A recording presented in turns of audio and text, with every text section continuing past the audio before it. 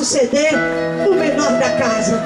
Respira, olha aí. Você está sem aparelhos, no UTI, você está com tanto gás para glorificar o nome do Senhor. Aperte a mão de quem está do seu lado. Parabéns, Manuel Vitorino. Eu declaro, Senhor, que o Senhor irá levantar muitos menores nesta noite. Aleluia. Diz assim, ó. Hoje você pode ser o menor da casa. Oh Jesus, ninguém te dá valor e o que faz é te humilhar. Escute-me, por favor. Não dê ouvido aos que dizem que você nunca vai vencer. No tempo certo sua hora vai chegar. Você crê nisso, coisa linda?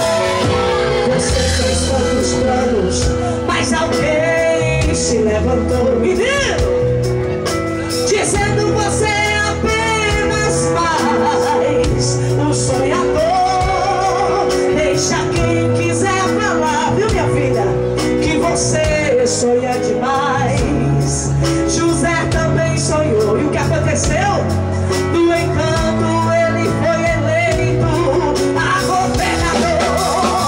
Quando chegar a hora, Deus vai te exaltar, vai te levantar do chão. Aperta assim, ó, vai fazer você ser mais que um campeão.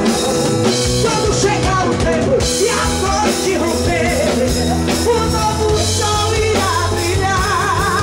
Neste momento, meu Vitorino, a vitória vai chegar. Deus faz assim.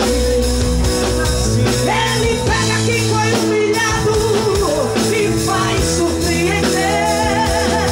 Faz cenário de vitória e expõe pra todo mundo ver. E tem mais, viu, menino? Ele tira o que quer com anonimato e faz arrega o olho assim, ó. Você aí, continue se espelhando na história de Davi. É nas coisas mais humildes, Aguinaldo, que Deus gosta de agir. E o menor da casa ele veio pra fugir.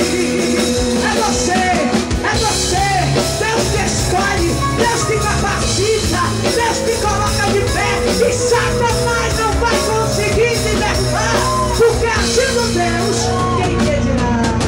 Quando ele baixou, deixa quem quiser falar, deixa quem quiser falar. É doida que você sonha demais.